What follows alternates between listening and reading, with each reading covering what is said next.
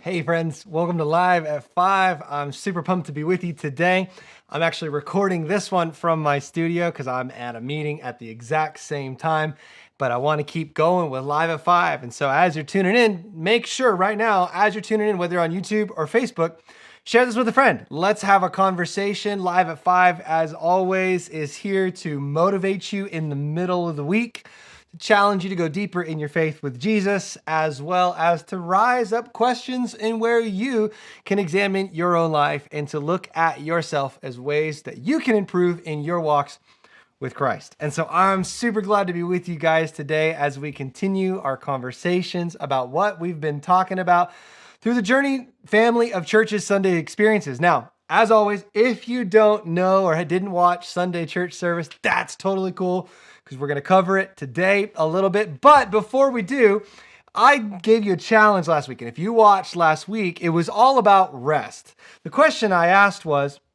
what's your day look like? Your optimal day off. If you could do anything on your day off, what would it look like? And we got some really great answers.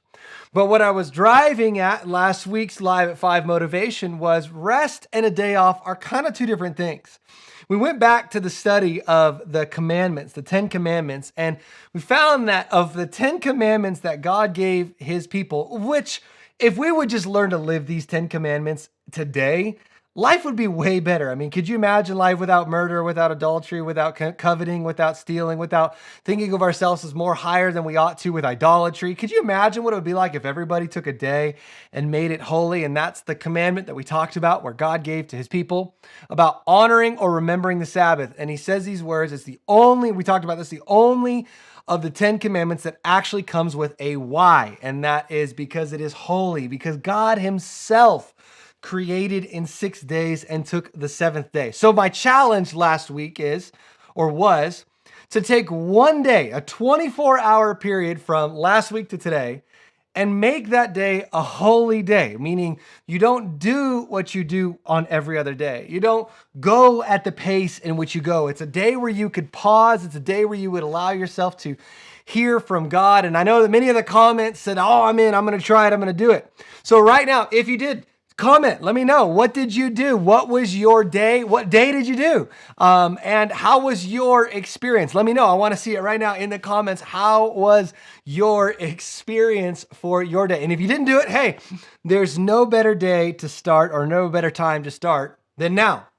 But I thought I'd give you, for the sake of authenticity, I thought I'd give you kind of the real shakedown of my experience. Now, I try to do kind of a typical or a regular Sabbath. So I really, between Friday afternoon to Saturday afternoon, I try to take some time and just set it aside. So I didn't answer emails. I didn't respond to my text messages the way that I responded to them normally. I tried not to stay on social media. I tried to just kind of allow, like exactly what I said, allow this day just to be a different day. And I'll tell you, it's not the first time I've done that, and my experience is not the first time I've experienced it, but you would think, based on the way we live our life and based on the pace in which our world goes, that taking a day to unplug from all of those things and just make this a special day would be a really great experience. But for the sake of honesty, for the sake of transparency, let me tell you how I felt between Friday to Saturday afternoon. Even though we had a good day, we were kind of lazy in the beginning of the day. Everybody just sat around on the couch. We ended up towards the end or the afternoon of the day, just at our own pace, leisurely getting everybody in the car. And we went and just hung out, did no big event, no big walk or anything like that. But we went to Three Creeks Lake and just kind of spent the day doing that. No phones, nothing like that. And it sounds great, but let me tell you my experience. I was full of anxiety for that 24-hour period, not answering my emails. There was a couple of times I wear a watch and I tried to turn off my notifications for my watch so that it wouldn't tell me anything. There was a couple of times I saw a text message or the subject line of an email and thinking to myself, I need to respond to that email. Don't forget about that email. Don't forget about that text message. Respond to that. Like let that person know that you're there. Let that person know that you saw it. But for the sake of disconnecting and creating this day that was different from all other days, I waited for a whole day to respond to those things. And in that 24-hour period, I would tell you this. Here's how I felt. I felt more anxious than I've ever felt. and I felt guilty. I actually felt like I was doing something wrong. And it was a really strange experience because here the concept of Sabbath is rest. So the concept of taking a day and making it holy is to allow your body, your soul, your mind to recuperate and to rejuvenate, like how Jesus promises us rest. But yet I felt like I was anxious the whole day. I felt like I was guilty, like I was doing something that I shouldn't be doing, or that I should be doing something more with my day. Like I was wasting my time. And I almost found myself longing for the day to be over so that I could go back to the normalcy of my life. And I thought about this, and I thought about what I was going to say all throughout this live at 5, and how yours, maybe if that's how you felt, let me know. If you did this, did you feel anxious? Did you feel guilty about your time? Let me know. I'd love to know that I'm not alone. Misery loves company. So if that was your case, let me know. Leave me a comment. But as I was thinking about it, and as I was even reflecting about how to talk about that today as a recap to what it would look like, if I was to go based solely on how I felt by taking a day, a Sabbath day, I wouldn't do it again.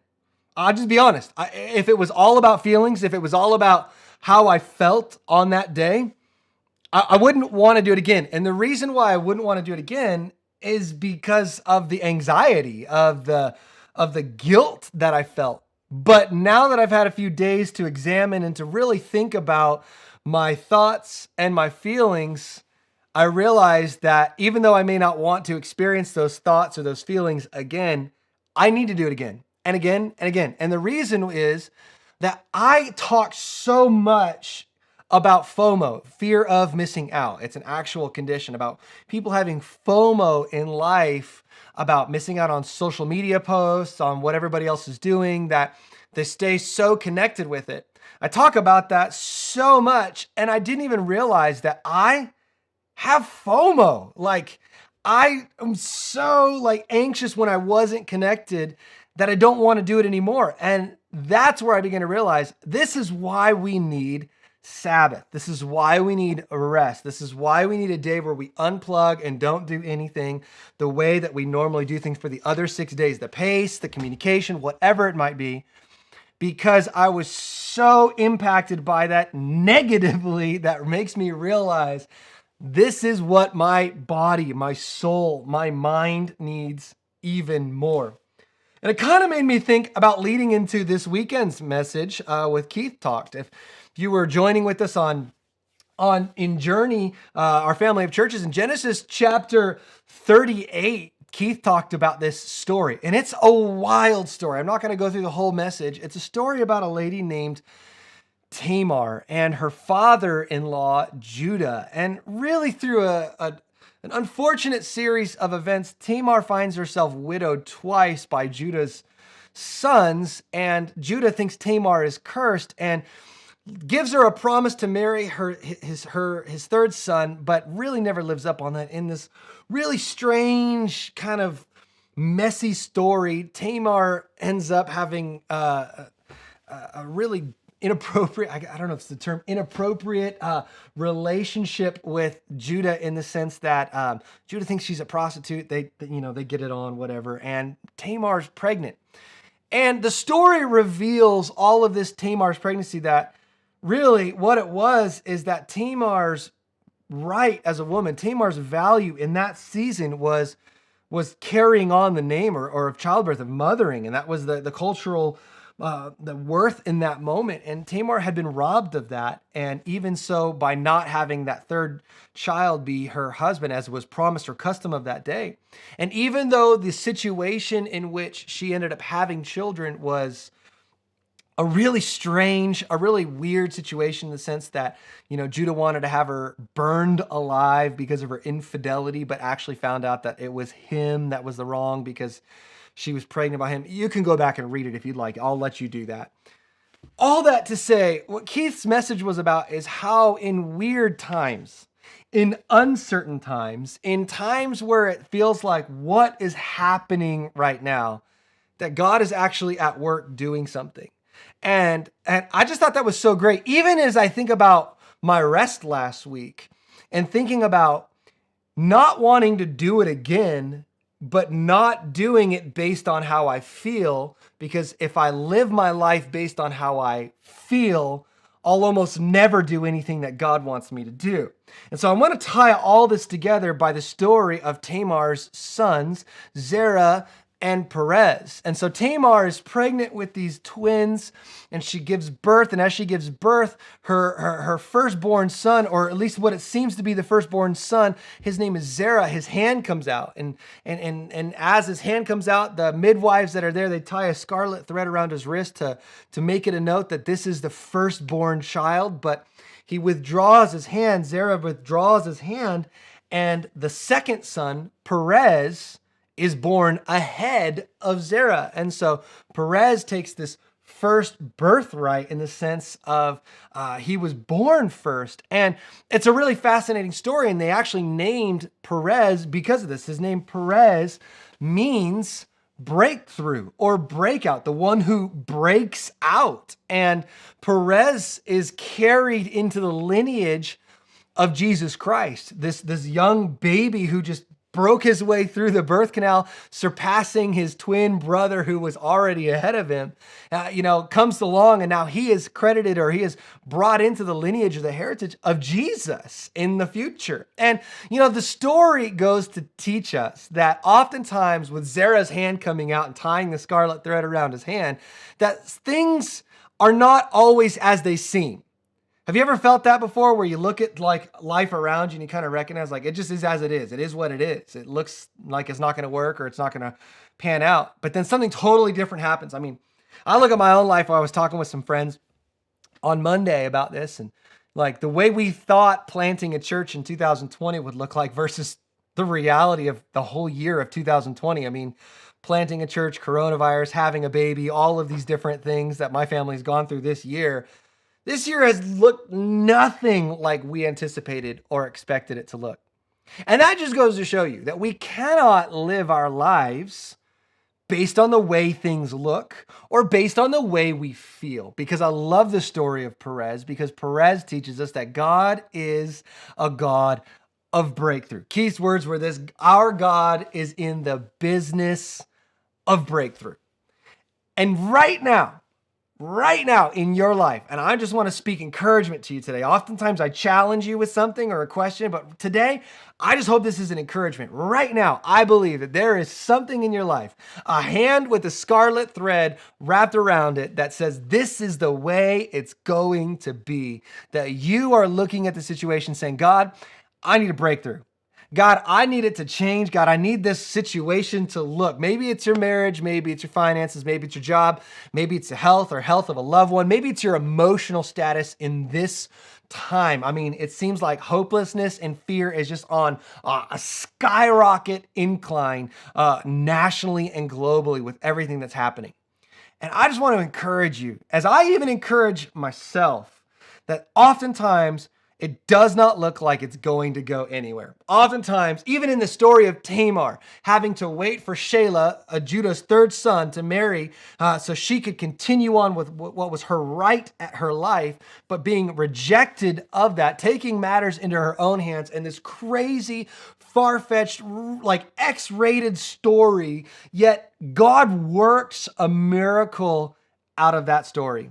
And oftentimes, it's right in the middle of our mess that God is working a message. I love what Keith said. He said that God, out of the mess, brought the Messiah and the Savior of the world. Even the way Jesus came. He came in Nazareth, born of a virgin named Mary. Like nothing that you would have thought the Savior of the world would have looked like.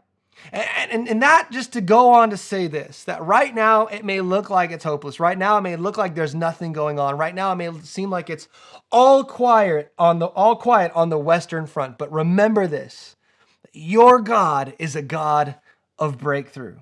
That your God is a God where what it looks like today will not be what the results are tomorrow. Time and time and time again, we see from the Old Testament all the way literally through to the book of Revelation, that this is the story of God's interaction with mankind. That man sees a trajectory, but God takes them on a different one. And wherever you are today, don't give up. Don't quit. Don't stop. Even if, like my experience of Sabbath or of rest, it feels like I don't want to do it again, because really it almost made it feel like it was worse than it did better. If anything, that's God starting to work something out in your life, saying, you know what, there's some work to be done. We've got some soul care to do. We've got some faith that we're going to have to journey through together, but you are not finished. God is a God of breakthrough. God is a God that is breaking through in your life. So don't quit. Don't give up. It doesn't matter today what it looks like. You've got Jesus Christ, and because of Jesus Christ, your best days are ahead of you. And you just got to remember that. Remember the Perez, the breakout, the one that comes when it doesn't even look like it's possible. That's the story of God. And you and I, through Jesus Christ, get to walk every day of our life with God. So my encouragement to you is, hey, try that rest out. If you haven't done it yet, do it. I'm sure it's probably going to jack you up a little bit. But don't go based off of how you feel, because God is doing something beyond the today, the here, and the now. And things are not as though they seem. They are what God says they are. And that is breakthrough. God is going to break through in your life. If this blessed you or this encouraged you, would you do me a favor? Share it with a friend. Let somebody know that if you know somebody's going through something right now and they needed to hear this, share it with them. Let them know, hey, God is a God of breakthrough. Check this out. As always, friends, it's so great to be with you here for Live at 5. I relish our time together. In just a couple of minutes at Journey Church Redmond, we're going to be going through Growth Track. If you haven't done Growth Track, today is Growth Track 6:30. Visit us at journeyinredmond.com.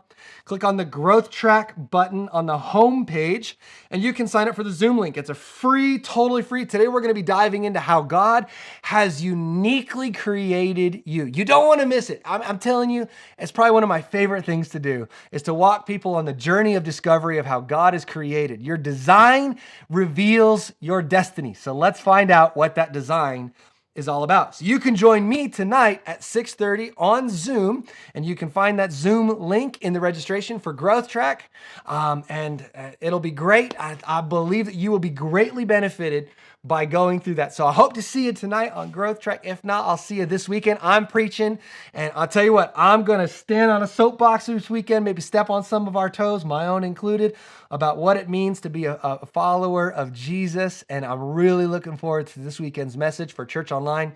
Invite somebody to watch it with you, either in person or online. And let's see each other this weekend for church. I look forward to seeing you guys again for Live at 5 next week as well. Thanks so much for tuning in. I really pray that you are encouraged. I pray that you are blessed of God. And I pray that you drive deeper into your faith in Jesus Christ. We'll see you guys next time here at Live at 5.